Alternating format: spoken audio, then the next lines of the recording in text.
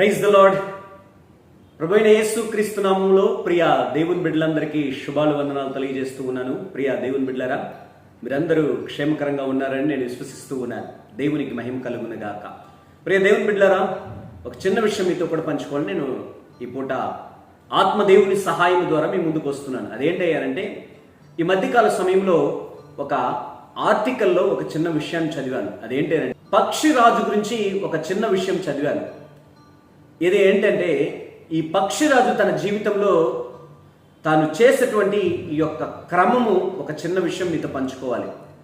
పక్షిరాజు అంట తన పిల్లలను చిన్న వయసులోప్పుడే ఏం చేస్తుందనంటే, తన యొక్క 2 రెక్కల పైన ఉంచుకొని ఆ ఒక్క పిల్లలని ఒక ఎత్తైన ప్రదేశమునకు తీసుకువెళ్ళి ఎవరు చూడని ఒక ఆ గుహో లేకుంటే ఆ రాతుల మధ్య గూడు కట్టి వాటిని కొన్ని రోజులు అక్కడ ఉంచుతుందంట ఈ పక్షిరాజు తన పిల్లల్ని.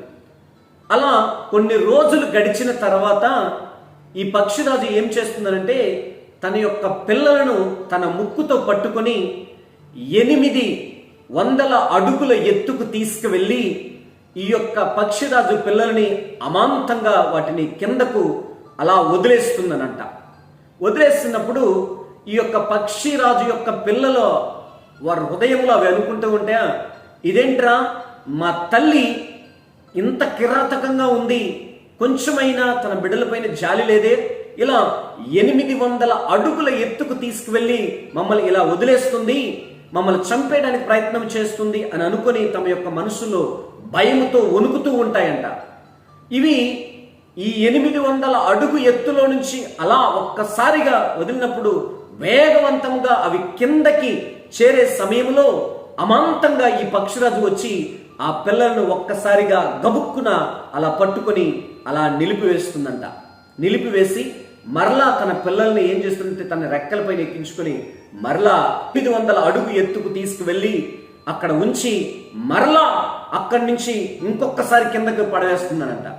పిల్లలు అనుకుంటాయి, ఏంట్రా మా తల్లి ఇంత కిరాతకంగా ఉంది, ఇంత దుర్మార్గంగా ఉంది, తన కడుపును పుట్టినటువంటి మమ్మల్ని చంపివేయాలని చూస్తుంది, 800 అడుగు ఎత్తులో నుంచి మమ్మల్ని కిందకి పడవేస్తుంది, ఎక్కడి తల్లిరా అని అనుకుంటుందంట. అయితే ప్రియ దేవుని బిడ్డలారా, ఈ యొక్క పక్షిరాజు ఏం చేస్తుందంటే, వాటి యొక్క పిల్లలకు ఎలా ఎగరాలో నేర్పించే ఆ కాల వ్యవధిలో ఆ పిల్లలని ఇలా చేస్తుందంట, ట్రైన్ చేస్తుందంట. మొదటిసారి వేసినప్పుడు అవి అమాంతంగా కిందకు పడుతూ ఉంటాయి. రెండోసారి వేసినప్పుడు తమ యొక్క రెక్కలు విచ్చుకోవడానికి అవి ప్రయత్నం చేస్తూ ఉంటాయంట పిల్లలకి. ఇలా మూడోసారి వేసినప్పుడు అమాంతంగా అవి ఎగరడానికి ప్రయత్నం చేస్తూ ఉంటాయంట. అలా తన యొక్క పక్షి పిల్లలకు ఎగరడానికి రెక్కలు విచ్చుకొని ప్రయాణం చేయడానికి అది ట్రైన్ చేస్తూ ఉంటుందంట. ప్రియ దేవుని బిడ్డారా, గమనించాలి, ఈ పక్షిరాజుకి ఒక చాలా ప్రాముఖ్యత ఉందండి. ఒకటి, తన పిల్లలని చాలా భద్రంగా కాపాడుకుంటుంది. అలాగే తన పిల్లలని తన యొక్క రెక్కల పైన అది మోస్తూ ఉంటుంది తన జీవితంలో. ఆర్టికల్లో చదివినప్పుడు నా హృదయం చాలా ఉల్లసించింది. ఎందుకనంటే, దేవుడు కూడా ఒక క్రైస్తవుని పక్షి రాజుతో పోల్చాడు. ఎలా అంటే, ప్రతి క్రైస్తవుడు కూడా తన కుటుంబ వ్యవస్థను చాలా భద్రంగా కాపాడేవాడుగా ఉండాలి. అలాగే తన భుజముల పైన ఎత్తుకొని నడిపించేవాడుగా ఉండాలి. అయితే ఆత్మీయంగా దీని యొక్క అర్థము చూస్తే, ప్రియ దేవుని బిడ్డలారా, పక్షిరాజుకు 2 రెక్కలు ఉంటాయి. అలాగే క్రైస్తవుడనే దేవుని బిడ్డలకు ఈ 2 రెక్కల్లాగే ఒకటి వాక్యము, ఇంకొకటి ప్రార్థన చాలా ప్రాముఖ్యము. ఈ 2 ఉంటేనే నీవు నీ కుటుంబాన్ని కాపాడుకోగలుగుతావు, నీ కుటుంబాన్ని భద్రంగా క్షేమకరంగా నడిపించుకోగలవు. ఒక రెక్క వాక్యం, ఇంకొక రెక్క ప్రార్థన. ఇవి 2 బ్యాలెన్స్గా ఉంటేనే, కరెక్ట్గా ఉంటేనే నీ కుటుంబాన్ని ఏం చేయగలవు? రన్ చేసుకోగలవు. Praise the Lord. దేవునికి మహిమ కలుగునుగా. ప్రియ దేవుని బిడ్డలారా, ఒక మాట చెప్పనివ్వండి. నీ కుటుంబంలో ఉన్నటువంటి నీ పిల్లలని లేకుంటే నీ కుటుంబ వ్యవస్థను ఎలా కాపాడుకోగలుగుతున్నావో ఒకసారి ఆలోచన చేద్దాం. దేవుడు పరిశుద్ధ గ్రంథంలో ఒక క్రైస్తవుని పక్షి రాజుతో పోల్చాడు. పక్షి రాజులో ఉన్నటువంటి ప్రాముఖ్యమైన లక్షణం తన కుటుంబాన్ని కాపాడుకుంటుంది, తన పిల్లల్ని కాపాడుకుంటుంది. 2, తన యొక్క రెక్కల పైన అది మోస్తూ ఉంది తన యొక్క కుటుంబాన్ని. ఈనాడు నీవు నీ రెక్కల పైన నీ కుటుంబాన్ని మోయగలుగుతున్నావా? ఆ రెక్కలేంటో తెలుసా? వాక్యము, ప్రార్థన. వాక్యములో నీ కుటుంబాన్ని తీసుకెళ్ళగలుగుతున్నావా? ప్రార్థనలో నీ కుటుంబాన్ని తీసుకెళ్ళగలుగుతున్నావా? వాక్యములో నీ పిల్లలను నడిపించుకోగలుగుతున్నావా? వాక్యములో నీ యొక్క భార్యను, నీ పిల్లలను నువ్వు నడిపించుకోగలుగుతున్నావా? ప్రార్థనలో నీ భార్యను, నీ పిల్లలను నువ్వు నడిపించుకోగలుగుతున్నావా అన్నది ప్రభు పేరట మీ ముందుకు తీసుకొస్తున్నాను. దేవుని బిడ్డలారా, పక్షిరాజు తన రెక్కల పైన తన పిల్లలను మోస్తూ ఉంది. పరిశుద్ధ గ్రంథంలో రాయబడి ఉంది, సామెతల గ్రంథం 22వ అధ్యాయం 6వ వచనంలో, బాలుడు నడవవలసిన త్రోవను వానికి నేర్పుము, అప్పుడే వాడు పెద్దవాడైనప్పుడు దాని నుండి తొలగిపోడు అని రాయబడి ఉంది. నేను అంటాను, ఈనాడు కానీ యవన బిడ్డలు, చిన్న బిడ్డలకు కానీ సండే క్లాస్ కానీ నువ్వు చూపించకపోతే, దేవుణ్ణి కానీ నువ్వు చూపించకపోతే, రాబోయే తరంలో మందిరాలన్నీ క్లోజ్ చేయాల్సి వస్తుంది. ఇప్పుడున్నటువంటి దైవ మందిరాలన్నీ క్లోజ్ చేసుకోవాల్సి వస్తుంది. కారణం, దేవుడంటే తెలియకుండా, దేవుని వాక్యం అంటే తెలియకుండా, ప్రార్థన అంటే తెలియకుండా నువ్వు నీ కుటుంబంలో ఉన్నటువంటి పిల్లలను పెంచుతున్నావు అని అంటే, మరి రాబోయే తరంలో వారికి ఎలా తెలుస్తుంది నిజ రక్షకుడెవరో, దేవుడెవరో, సృష్టికర్త ఎవరో, తమను నిర్మించినటువంటి ఆ దేవుడు ఎవరో అని నీ పిల్లలకు ఎలా తెలుస్తుంది? నువ్వే నడిపించలేకపోతే, వాక్యం సెలవిస్తుంది, బాలుడు నడవలసిన త్రోవను చిన్ననాటి నుంచే వానికి నేర్పాలి. ఈనాడు సండే క్లాస్కి పిల్లలను ఎంతమంది తీసుకెళ్ళగలుగుతున్నారు? ఎంతమంది మీ పిల్లలను సండే క్లాస్కు ప్రిపరేషన్ చేసి పంపించగలుగుతున్నారు? దేవుని బిడ్డారా, మీరు చెప్పకనే చెప్తూ ఉన్నారు, లోక రక్షకుడు, నిజ దేవుడు ఇదిగో అని. మీ యొక్క మందిరాల్లో జరుగుతున్నటువంటి సండే క్లాస్కు మీ పిల్లలను పంపించగలిగితే వారు చిన్ననాటి ఎందే ఏం చేయబడతారు? అందులో నాటబడతారు, వాక్యములోను, ప్రార్థనలోను. అప్పుడు వాడు పెద్దవాడైనప్పుడు, ఆమె పెద్దదైనప్పుడు తొలగిపోదు. ఈనాడు యవన బిడ్డలు, యవన స్త్రీలు ఇంత కిరాతకంగా, దారుణంగా తయారవడానికి గల కారణం, ఎక్స్పెషల్గా క్రైస్తవ కుటుంబంలో పుట్టినటువంటి యవన బాలికలు, యవన బాలురు దుర్మార్గంగా, కిరాతకంగా తయారవడానికి గల కారణం వారి యొక్క తల్లిదండ్రులే. ఎలా అంటారేమో, వారు చిన్ననాటి ఎందే వారికి చూపించవలసిన త్రోవను వారు చూపించలేదు. చిన్నప్పుడే వారు గాని దేవుని మందిరానికి వెళ్ళాలి, సండే క్లాస్కి వెళ్ళాలి అని వారు చూపించి ఉంటే, ఈనాడు వారు పెద్దవారైనప్పుడు దాని నుంచి తొలగిపోయి ఉండేవారు కాదు, తప్పుటి త్రోవలో వెళ్ళి ఉండేవారు కాదు. వారు అలా చెప్పకుండా ఉండబట్టే ఈనాడు సినిమాలకు, షికార్లకు, త్రాగుడుకు, వ్యసనాలకు, వ్యభిచారానికి, దొంగతనానికి పట్టబడుతూ ఉన్నారు. కడుపును పుట్టిన ఆ బిడ్డలే తల్లిదండ్రులకు అవమాన పాలు చేసేవారుగా ఉన్నారు, తలవంపులు తెచ్చేవారుగా ఉన్నారు.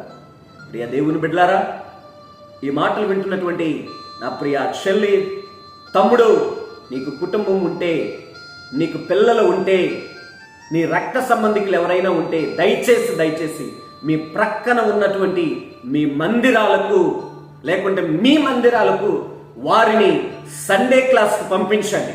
ఈ వేసవి కాలంలో జరుగుతున్నటువంటి వెకేషన్ బైబిల్ స్కూల్కి వారిని పంపించండి. వారిని నువ్వు అలా పంపించగలిగితే ఈ చిన్న వయసులోనే వారు పెద్దవారైనప్పుడు ఎటువంటి తప్పుడు త్రోవకు వెళ్ళరు, దాని నుండి తొలగిపోరు.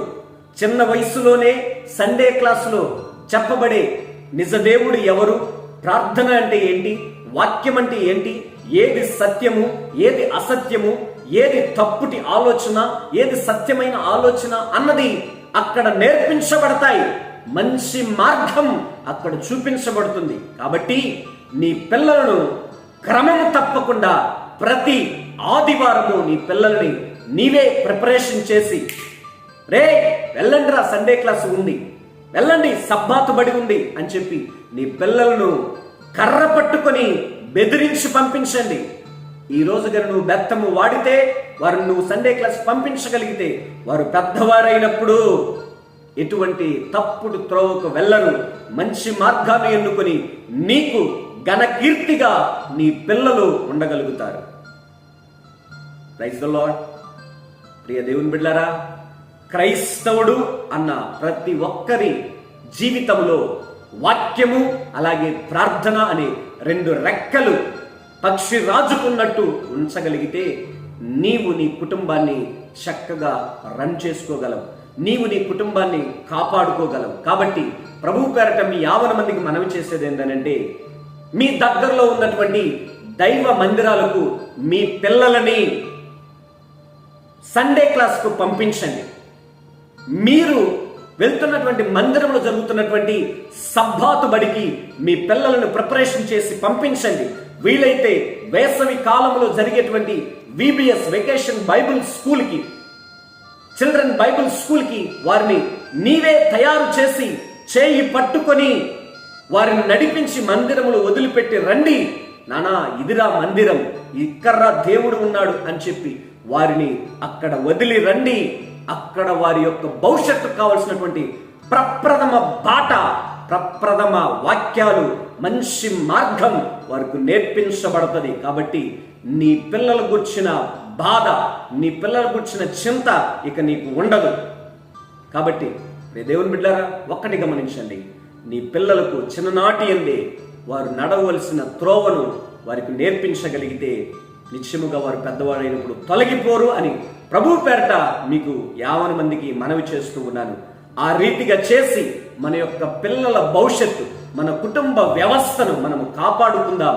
మనల్ని, మన కుటుంబాలని ఆత్మీయ పదములో నడిపించడానికి ఆ దేవుని యొక్క సహాయాన్ని కోరుతూ నిత్యము ఆయన యొక్క వాక్కులతో తృప్తిపరచబడుతూ వాక్యము ప్రార్థనలో ఇంకను నిలకడగా ఆత్మీయంగా ఇంకా లోతుకు వెళుతూ ఆ దేవుని యొక్క కృపా కనికరాలు పొందుకుంటూ ఆయన ఆశీర్వాదంతో ముందుకు నడవడానికి ఆయన సహాయాన్ని కోరుతూ నిశ్చయముగా ఆ రీతిగా ఆ బాటలో మనం ఉండాలని ప్రభుపేట మనవి చేస్తూ ఈ మాటలు ముగిస్తూ ఉన్నాను. Praise the lord.